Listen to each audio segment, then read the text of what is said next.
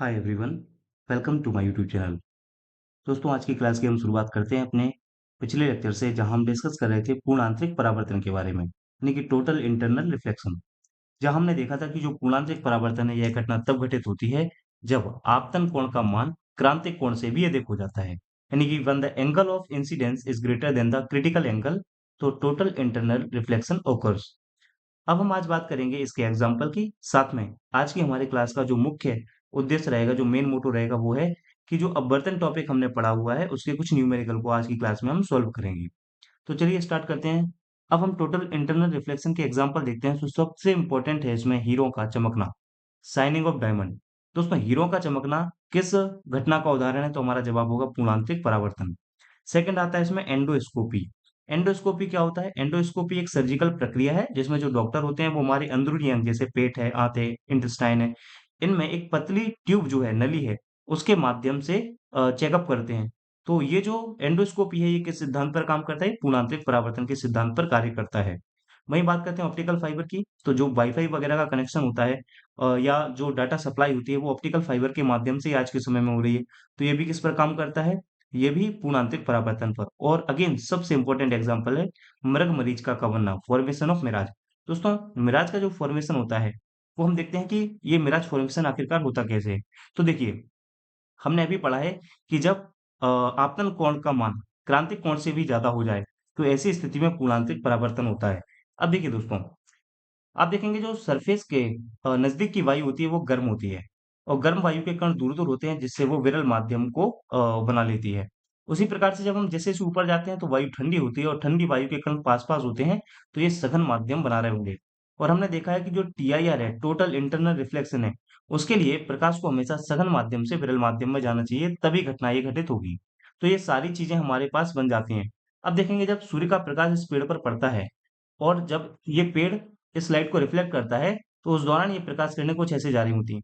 और जैसे ये मीडियम चेंज करने वाली होंगी, तो कभी एक एंगल ऐसा बनेगा जहां आपतन कोण का मान क्रांतिक कोण से ज्यादा होगा, तो ये क्या कर देगा उसको? ये रिफ्लेक्ट यानी परावर्तित कर देगा, जिस घटना को हम बोलते हैं पूर्णांतरिक परावर्तन। अब यहाँ कोई व्यक्ति ऑब्जर्वर होगा जो देख रहा होगा, तो उसकी आंखों पर जो प्रकाश पड़ रहा होगा, अगर इस प्रकाश को किरणों को वो सीधा मिलाएगा, क्योंकि हमारी आंखें सदैव ये मानती हैं कि जो प्रकाश है वो सीधा आ रहा है, तो उसके लिए ये प्रकाश की जो रेज़ हैं, किरणें हैं, वो यहाँ पर मिलती हुई नज़र आ रही होंगी। और इसके लिए ये जो वृक्ष है, ये जो पेड़ है, वो यहाँ बनता हुआ नज़र आ रहा होगा। इसी को हम बोलते हैं मिराज फॉर्मेशन। क्लियर है? तो ये सारे एग्ज़ाम्पल हैं किसके? ये हैं पूर्णांतरिक परावर्तन के। अब हम बात करते हैं पूर्णांतरिक परावर्तन में ही इंद्रधनुष यानी कि जो रेनबो है उसका फॉर्मेशन होता है। तो बात कर लेते हैं हम रेनबो के बारे में। देखिए दोस्तों, हम समझते हैं कि रेनबो कब बनता है, इसके लिए क्या आइडियल कंडीशन है। तो सबसे पहले जब बरसात हो चुकी हो या बरसात हो रही हो, व्हेन इट रेन या इट इज रेनिंग, ऐसी ही कंडीशन में इंद्रधनुष बनेगा। तो इसके लिए तुरंत या तो वर्षा हाल ही में होकर रुकी हुई हो, या अभी हो रही हो, ऐसी ही दो परिस्थितियों में इंद्रधनुष का फॉर्मेशन होगा। दूसरा, अब इंद्रधनुष के लिए हमें एक ऑब्जर्वर चाहिए। तो मान लीजिए ये कोई ऑब्जर्वर है। अब कंडीशन क्या है? जो ऑब्जर्वर है उसके बैक साइड होना चाहिए सन, यानी कि सूर्य। तो व्यक्ति के पीछे होना चाहिए सूर्य, और जो उसका फ्रंट है, सामने सामने होना चाहिए बारिश। तो ऐसी ही परिस्थिति में ही रेनबो बन सकता है, अदरवाइज नहीं। अगर सूर्य हमारे सर के ठीक ऊपर होगा, तो कभी एग्जाम में क्वेश्चन आएगा कि ठीक 12 बजे इंद्रधनुष किस दिशा में बनेगा, तो हमारा आंसर हो जाएगा कि इंद्रधनुष का फॉर्मेशन होगा ही नहीं, क्योंकि वो ठीक हमारे सर के ऊपर है। तो इंद्रधनुष बनने के लिए इंपॉर्टेंट है कि सूर्य का प्रेक्षक के बैक साइड होना, और जो रेन है, वर्षा है, वो प्रेक्षक के फ्रंट में होना। तो इस प्रकार से रेनबो बनता है। अब रेनबो बन क्यों रहा है? तो ध्यान रखना, जो पानी की बूंद होती है, वाटर ड्रॉपलेट होती है, वो प्रिज्म की भांति व्यवहार करती है, act like as a prism. अब प्रिज्म क्या करता है? तो प्रिज्म के द्वारा होता है प्रकाश का वर्ण विक्षेपण, डिस्पर्जन ऑफ लाइट। क्या होता है? जिसमें जो श्वेत प्रकाश होता है वो 7 रंगों में टूट जाता है। Splitting of white light into 7 colours, this event is called dispersion of light. तो हालांकि हम वर्ण विक्षेपण को अभी डिटेल में देखेंगे। तो ये एग्जाम्पल हम किसके अंदर देख रहे हैं अभी? Total internal reflection. अब देखिए, जब इंद्रधनुष बनता है ना, तो ये भी ना दो प्रकार का होता है, प्राथमिक इंद्रधनुष और द्वितीयक इंद्रधनुष, जिसको हम आगे की क्लास में डिस्कस करेंगे। अभी हमने देखा है जो प्रिज्म है, प्रिज्म से क्या होता है कि मान लीजिए ये व्हाइट लाइट है, ये श्वेत प्रकाश है। जब ये प्रिज्म से इंसिडेंट करता है, यानी कि आपतित होता है, तो ये 7 अलग अलग रंगों में जो है ये टूट जाता है, स्प्लिट हो जाता है। और इन्हीं को हम बोलते हैं प्रिज्म के द्वारा 7 रंगों का बनना, जिसमें विबग्योर यानी कि violet, indigo, blue, green, yellow, orange, red, ये हमारे विबग्योर के कलर हैं। इन्हीं को हम दृश्य प्रकाश बोलते हैं और ये सारे डेविएट होते हैं। तो ये सारी बातें हम प्रिज्म वाले टॉपिक में डिस्कस करेंगे। अब ध्यान रखिएगा, यहाँ पे विचलन हो रहा है, यानी कि हम कह सकते हैं कि ये लाइट की जो रे है वो सीधी जानी चाहिए थी, लेकिन इतना डेविएट हो गई, इतनी विचलित हो जाती है। तो आप देखेंगे सबसे ज्यादा जो विचलन हो रहा है, डेविएशन हो रहा है, वो किसका हो रहा है? वॉयलेट का। यानी कि वॉयलेट सबसे ज्यादा डेविएट होती है और सबसे कम किसका हो रहा है? रेड का। तो इतनी बातें अभी के लिए हमें याद रखनी है। अब आज की क्लास में हम पहले न्यूमेरिकल को फिनिश करेंगे, देन हम नेक्स्ट क्लासेस से फिर अपनी जो थ्योरी वाला पार्ट है उसको कंटिन्यू करेंगे। तो चलिए, सबसे पहले आप देखेंगे पहला क्वेश्चन। देखिए, क्वेश्चन क्या कह रहा है कि जब प्रकाश की किरण एक सघन माध्यम से विरल माध्यम में यात्रा करती है, when a ray of light travels from a denser medium to a rarer medium. तो अकॉर्डिंग टू क्वेश्चन हम अपना डायग्राम बनाते हैं। ये हमने डायग्राम बनाया, ये हमारा नॉर्मल हो गया, अभिलंब। अभिलंब के बाद उन्होंने कहा है कि जो किरण है वो सघन माध्यम से विरल माध्यम में, यानी कि हम इसको मान लेते हैं डेंसर मीडियम, यानी कि इसको मान लेते हैं सघन माध्यम। तो ये हो जाएगा हमारा विरल माध्यम, यानी कि रेयर मीडियम। तो सघन माध्यम से विरल माध्यम में लाइट जा रही है। तो ये हमारी लाइट है जो सघन माध्यम से विरल माध्यम में। तो हमने क्लास में इसको डिस्कस किया था कि जब प्रकाश सघन माध्यम से विरल माध्यम में जाता है तो अभिलंब से दूर हट जाता है। तो ये अभिलंब से दूर हट गया। यहाँ पे एंगल बनता है आर और ये एंगल बनता है आई। ये है इंसिडेंट रे और ये है रिफ्रेक्टेड रे। क्लियर है? अब देखिए, तो जब ये सघन माध्यम से विरल माध्यम में है तो अभिलंब से दूर हट जाती है। और स्पीड, ध्यान रखना, स्पीड हमने बताया था, यहाँ पे स्पीड होगी स्लो। स्पीड कैसी होती है? स्लो। वहीं विरल माध्यम में स्पीड कैसी हो जाएगी? विरल माध्यम में स्पीड हो जाती है लाइट की फास्ट। तो एक तो अविलंब से दूर जाएगी और फास्ट हो जाएगी। तो ये दोनों बातें जिस भी हमारे ऑप्शन पे लागू हो जाती है वही हमारा करेक्ट आंसर होगा। तो ऑप्शन डी कहता है अभिलंब की ओर तथा धीमी, towards the normal and slow. तो ये गलत हो जाएगा क्योंकि टूवर्ड्स दी नॉर्मल नहीं, अवे द नॉर्मल है, यानी कि अभिलंब से दूर जा रही है। इसमें अभिलंब से दूर ये स्टेटमेंट तो ठीक है, लेकिन कहा धीमी हो जाती है, ये गलत है क्योंकि फास्ट हो जाती है। तो सी भी गलत होगा। अभिलंब की ओर तथा गति बढ़ जाना, तो अभिलंब की ओर गलत स्टेटमेंट है, गति बढ़ जाना ये सही है, तो इसी वजह से ये ऑप्शन भी गलत हो जाएगा। अगला अभिलंब से दूर और गति बढ़ जाती है, ये हमारा करेक्ट ऑप्शन हो जाएगा। नेक्स्ट क्वेश्चन डिस्कस करते हैं। अब पूछा गया है इसमें कि अपने बाएं हाथ में पेन को पकड़कर कोई व्यक्ति अपना प्रतिबिंब दर्पण में देखता है। तो जैसे उन्होंने कहा, हम बना लेते हैं कि पहले एक हम मिरर बनाते हैं यहाँ पे। ठीक, यहाँ पे एक व्यक्ति को लेके आते हैं। तो ये हो गया व्यक्ति, और ये व्यक्ति अपने बाएं हाथ में, यानी कि लेफ्ट हैंड में क्या पकड़े है? पेन। ये उसका लेफ्ट हैंड है, ये अपने पेन थी। तो हम सब जानते हैं इसका यहाँ पे इमेज बनेगा, प्रतिबिंब बनेगा। और प्रतिबिंब में सारी चीजें हमने डिस्कस की हुई हैं कि सारी चीजें बिल्कुल सेम होती हैं, सिवाय एक चीज के कि अगर हम यहाँ पर अपना राइट हैंड रेज करते हैं तो यहाँ पर लेफ्ट हैंड। तो अगेन देखिएगा, अब तो देखिए क्वेश्चन के अकॉर्डिंग हम अपने डायग्राम को देख लेते हैं। तो ये इसका लेफ्ट हैंड है, ये राइट हैंड है। यहाँ पर ये इसका राइट हैंड है, ये इसका लेफ्ट हैंड है। तो वही इसने पूछा है कि अपने बाएं हाथ में पेन को पकड़े है, बिल्कुल। वह अपना प्रतिबिंब दर्पण में देखता है तो वही पेन उसे दाएं हाथ में दिखाई देता है, बिल्कुल दिखाई दे रहा है। तो यह निम्न में से किस घटना के कारण? तो हम सब जानते हैं इस घटना को हम बोलते हैं लेटरल इन्वर्जन, यानी कि पार्श्व उल्टा प्रतिबिंब। तो क्या पूर्णांतिक परावर्तन होगा? नहीं। अपवर्तन होगा? नहीं। विस्तृत परावर्तन? नहीं। राइट आंसर क्या हो जाएगा? Lateral invert. जहां लेफ्ट का राइट और राइट का लेफ्ट हमें दिखाई देता है, उसको हम बोलते हैं लेटरल इन्वर्जन। आगे बढ़ते हैं। अब अगला क्वेश्चन है हमारा कि दो माध्यमों को पृथक करने वाले इंटरफेस पर आपतित एक प्रकाश किरण का मार्ग नीचे दिए गई आकृति में दिखाया गया है। ठीक है। उसके बाद कहा गया है कि माध्यम बी के संबंध में माध्यम ए का अपवर्तनांक खाली स्थान के बराबर है। तो अब देखिए, ये क्वेश्चन है, ये माध्यम ए है, माध्यम बी है। यहाँ पर हम इसको आई मान सकते हैं, इसको आर मान सकते हैं। क्लियर है? इंग्लिश में भी आई, इसको अपन आर मान लेंगे। आर मतलब है एंगल ऑफ रिफ्रैक्शन और आई का मतलब है एंगल ऑफ इंसिडेंस। ठीक, ये माध्यम ए हो गया अपने लिए। माध्यम बी वही अपने ऑप्शन दिए, ग्रुप डी 2020-22 में ये पूछा गया है। देखिए, जब ऐसे क्वेश्चन आते हैं तो हमें यहाँ पर रिफ्लेक्शन का सेकंड लॉ लगाना है। और सेकंड लॉ क्या है? स्नेल का नियम। तो यहाँ पे कौन आएगा? स्नेल्स लॉ, स्नेल का नियम। और स्नेल का नियम हमने बहुत अच्छे से क्लास में डिस्कस किया था। ये होता है sine i upon sine r. ठीक, is equal to refractive index यानी कि अपवर्तनांक, यही हमारा फॉर्मूला था। अब देखिए आई का मान यहाँ पे दिया हुआ है 45 और आर का मान दिया हुआ है यहाँ पर 30, तो हम इसी के अकॉर्डिंग जाएंगे। तो देखिए हमें केवल वैल्यू पुट करनी है, तो साइन आई, तो साइन आई का मान कितना है 45 और यहाँ पे साइन आर का मान कितना है 30 बराबर म्यू। ठीक है, अब आगे हम इसको सॉल्व करते हैं।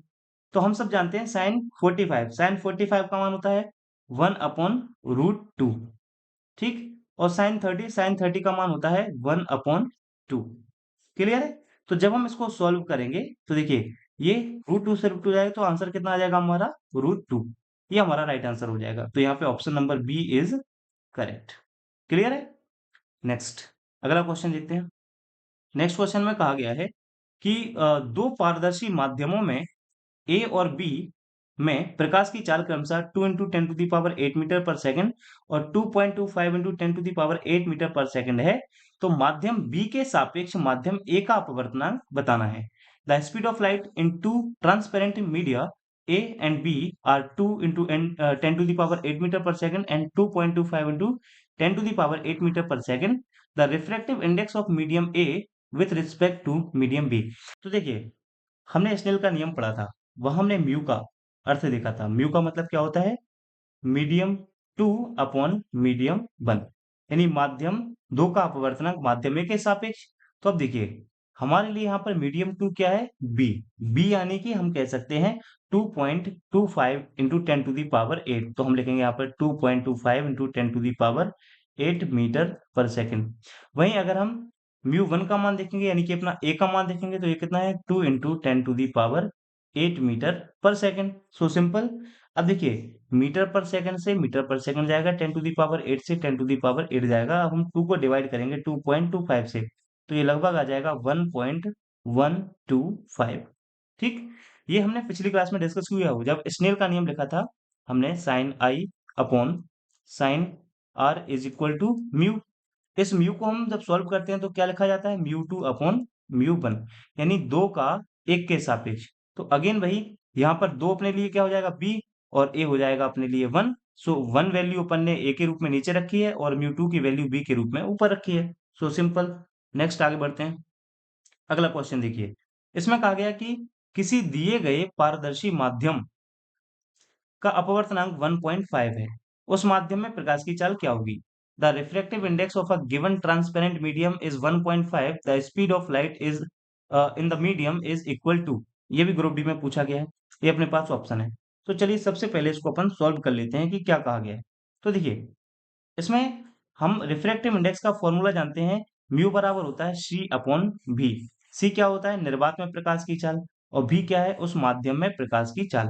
अब उन्होंने रिफ्रैक्टिव इंडेक्स की वैल्यू हमें देके रखी है 1.5, तो हम यहाँ पे 1.5 रखेंगे और सी की वैल्यू हम सब जानते हैं कितना होता है 3 into 10⁸ meter per second upon यहाँ पर भी क्या है उस माध्यम में प्रकाश की चाल हमें जो निकालनी। क्लियर है यहाँ पे? तो अब देखिए v बराबर क्या हो जाएगा, v बराबर हो जाएगा 3 इंटू 10⁸ अपॉन 1.5। अब यहाँ से हम पॉइंट तो इसको 30 बोल सकते हैं और ये 15 से डिवाइड होगा तो कितना आ जाएगा 2, तो हमारे लिए कितना हो जाएगा 2 इंटू 10⁸ मीटर पर सेकेंड। सो ये हमारा आंसर है। ये ऑप्शन कहाँ मैच कर रहा है ऑप्शन नंबर बी में। So B option is correct. Clear है? चलिए आगे बढ़ते हैं। नेक्स्ट क्वेश्चन है हमारा, एक प्रकाश किरण वायु माध्यम से जल माध्यम जिसका अपवर्तनांक दिया है इन्होंने वाटर का 1.3 इस प्रकार जाते हैं कि आपतन कोण x डिग्री और अपवर्तन कोण y डिग्री जिसका अनुपात है साइन y अपन साइन x का मान ज्ञात कीजिए। यानी सिंपल सी बात है, ये स्नेल के नियम के अकॉर्डिंग ही हमसे ये सवाल पूछना चाह रहे हैं। क्लियर है? तो चलिए अब हम इस क्वेश्चन के अकॉर्डिंग अपनी वैल्यू पुट कर लेते हैं। तो देखिए हम सब जानते हैं हमारी वैल्यू होती है sine i upon sine r और इसको हम म्यू के रूप में रखते हैं। क्लियर है? और म्यू मतलब क्या? तो म्यू का मतलब हमने आपको बताया था म्यू 2 अपॉन म्यू 1, यानी माध्यम 2 का अपवर्तनांक माध्यम ए के सापेक्ष, मतलब मीडियम 2 का जो रिफ्रैक्टिव इंडेक्स है वो विद रिस्पेक्ट टू देखना है मीडियम 1। अब देखिए उन्होंने क्लियर देख रखा है कि वायु माध्यम से जल माध्यम में इस प्रकार जाती है कि आपतन कोण x डिग्री है और अपवर्तन कोण y डिग्री है। क्लियर है? तो देखो हम सब जानते हैं कि आपतन कोण का जो ज्या होता है वो साइन आई, मतलब हम आई मानते हैं, और अपवर्तन कोण की ज्या को हम आर, और इनका जो रेशियो होता है वो कैसा होता है, कांस्टेंट होता है। ठीक। अब हमें दूसरे माध्यम का पहले माध्यम के सापेक्ष अपवर्तनांक निकालना है। क्यों? क्योंकि हमारा स्नेल का लॉ कहता है। तो देखिए sine i upon sine r बराबर दूसरे माध्यम का अपवर्तनांक बटे पहले माध्यम का अपवर्तनांक हो जाएगा। ठीक। तो हम साइन एक्स लिख सकते हैं यहाँ पर आई की जगह, क्योंकि उन्होंने बोला है जो अप आपतन कोण है वो एक्स डिग्री है, तो हमने एक्स लिख दिया। और जो अपवर्तन कोण है उसको उन्होंने वाई माना है, तो हमने भी वाई लिख दिया उसको। क्लियर है? तो sine x upon sine y बराबर अपने लिए क्या हो जाएगा, 1.3 अपॉन वन।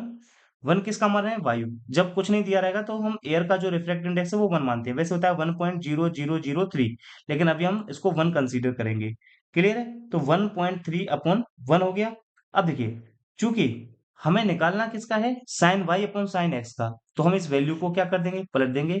तो यहाँ पे लिखेंगे अपन sine y upon sine x. तो ऊपर की वैल्यू जो है ये भी यहाँ पर चेंज हो जाएगी, तो 1/1.3, यही हमारा आंसर हो जाएगा, 1/1.3। So option number B is correct. Clear है? चलिए नेक्स्ट क्वेश्चन को रिमूव करते हैं। अगला क्वेश्चन है, चलिए तो क्वेश्चन है, तारपीन के तेल और कांच के अपवर्तनांक क्रमशः 1.47 और 1.52 है। तो देखिए यहाँ पे हम रिफ्रैक्टिव इंडेक्स लिख लेते हैं किस किस का, तारपीन तेल यानी कि तारपीन ऑयल जो है, तो यहाँ पर है ऑयल, इसका रिफ्रैक्टिव इंडेक्स दिया हुआ है 1.47, और साथ में दूसरा दिया है ग्लास का, तो रिफ्रैक्टिव इंडेक्स ग्लास ग्लास का कितना दिया हुआ है, 1.52। क्लियर? इतना आपने लिख लिया। फिर कहे कोई प्रकाश किरण तारपीन के तेल से कांच में गमन करती है, तो तारपीन के तेल के सापेक्ष, अब देखिए जब हमने आपको रिफ्लेक्शन पढ़ाया था तो वहां पे बताया था जिसका पूछा जाए उसको हम रखते हैं ऊपर, और जिसके सापेक्ष पूछा जाए उसको रखते हैं हम नीचे। तो बेसिकली ये पूछ रहे हैं कांच में गमन करती है तो तारपीन के तेल के सापेक्ष, यानी तारपीन के तेल के सापेक्ष निकालना है, तो ऑयल को हम रखेंगे कहाँ, नीचे, और निकालना किसका है, ग्लास का, तो म्यू जी हम रखेंगे ऊपर। क्लियर है? बस इतना ही अपन को सॉल्व करना था। अब देखिए म्यू जी का मान दिया है 1.52, तो अपन ने लिख दिया 1.52 यहाँ पे, और जो ऑयल है वो कितना है, 1.47। अब हमें इसको सॉल्व करना है, तो देखिए हमारा अगर पॉइंट से यहाँ पे पॉइंट जाएगा, तो पॉइंट से पॉइंट जाएगा। अब हम 147 को डिवाइड करेंगे 152 से, तो हमारा राइट आंसर कितना आ जाएगा, हमारा आएगा 1.03। तो ये तो पहला स्टेप हुआ। अब देखिए, आप देखिए प्रकाश कहाँ से कहाँ जा रहा है। इसमें कहा गया कोई प्रकाश किरण तारपीन के दिल से कांच में गमन करती है, तो ये ऑयल है, ऑयल से ग्लास में जा रहा है, यानी हम कह सकते हैं ये रेयरर मीडियम है, और ये डेंस मीडियम है अपने लिए। ठीक है, तो रेयर से डेंस में जा रहा है।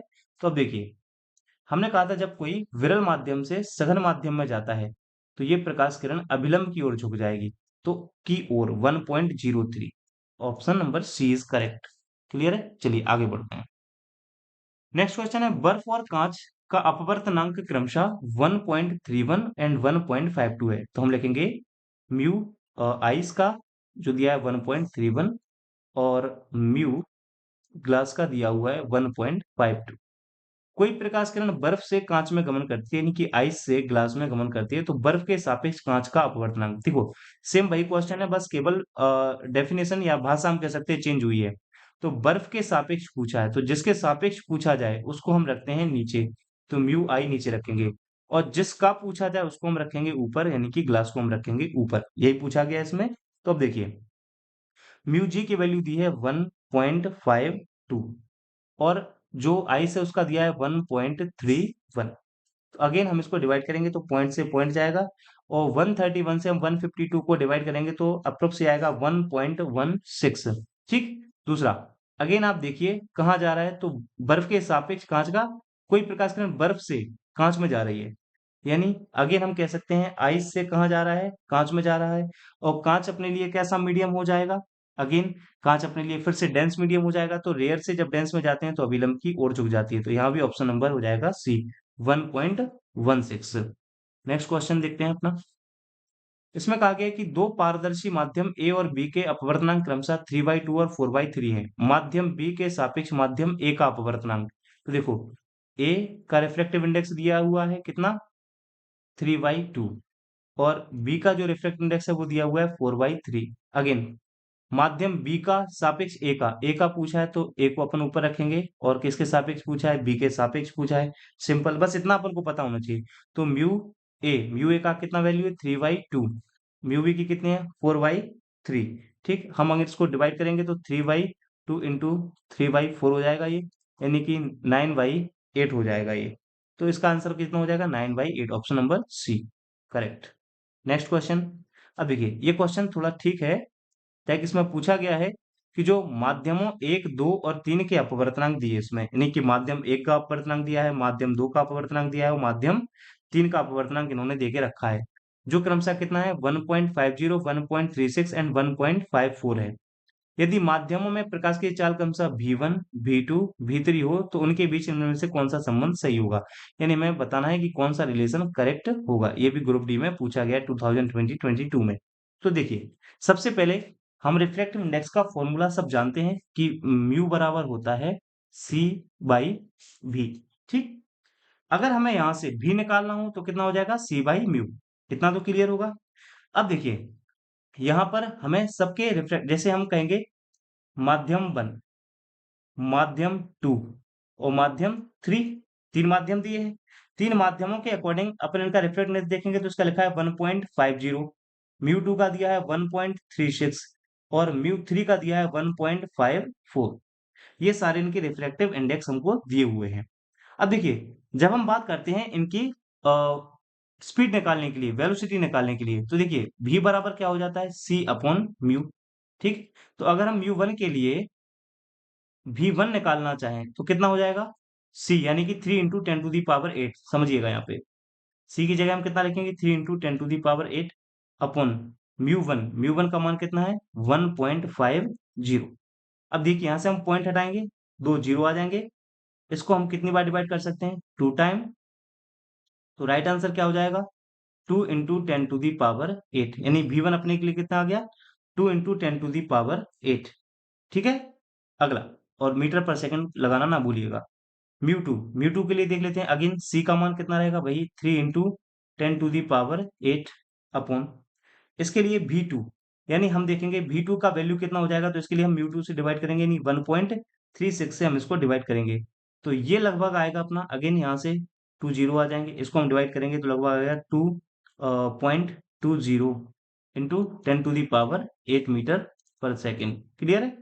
ऐसे ही हम माध्यम 3 का देख लेते हैं, तो अगेन 3 इंटू 10⁸ आएगा, यहाँ से इसको अपन डिवाइड कर देते हैं अपॉन यहाँ पर कितना दिया है 1.54। अगेन यहाँ से पॉइंट जाएगा, डबल जीरो आएंगे, और जब हम 154 को डिवाइड करेंगे 300 से तो लगभग ये आएगा 1.94 इंटू 10⁸ मीटर पर सेकेंड। अब बस इसी के आधार पर हम इसको अरेंज कर सकते हैं। तो देखिए हमें देखना है कि कौन सा इनके संबंध में सही है।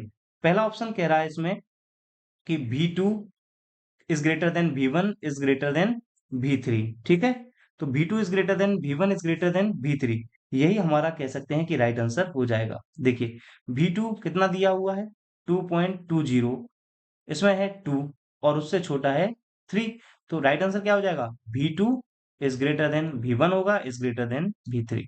तो option A is correct. I hope ये क्वेश्चन आपको समझ में आया होगा। चलिए तो ये हमारा आज का लास्ट क्वेश्चन है, इसको हम डिस्कस कर लेते हैं। इसमें कहा गया एक प्रकाश किरण हवा से 1.45 के अपवर्तनांक वाले ऑप्टिकल फाइबर में प्रवेश करती है, यानी उसने रिफ्रैक्ट इंडेक्स दिया रहा है कितना 1.45। इसके बाद यदि ऑप्टिकल फाइबर के सिरे पर प्रकाश की किरण का आपतन कोण, यानी कि आई आपतन कोण का मान दिया हुआ उन्होंने 22 डिग्री, तो ऑप्टिकल फाइबर के अंदर अपवर्तन कोण अपन को निकालना है, यानी कि आर का मान अपन को निकालना है। क्लियर है। तो अगेन अपवर्तन में ये स्नेल के नियम पर जाएगा। स्नेल का नियम क्या कहता है sine i upon sine r is equal to mu. अब यहाँ पे अपन साइन आर का वैल्यू निकालना है, तो साइन आर यहाँ पे रखेंगे तो क्या हो जाएगा साइन आई अपॉन म्यू।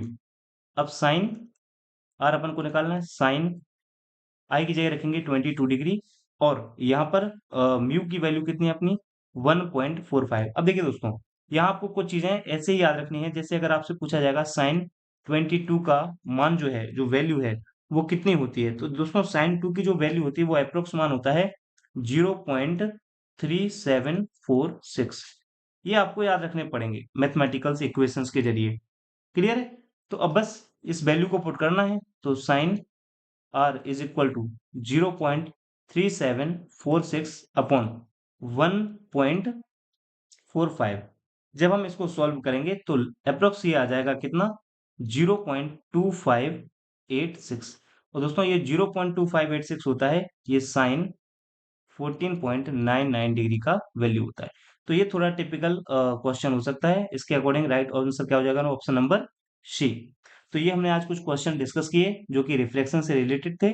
अब नेक्स्ट क्लास में हम अपने थ्योरी वाले पार्ट को अगेन फिर से कंटिन्यू करेंगे।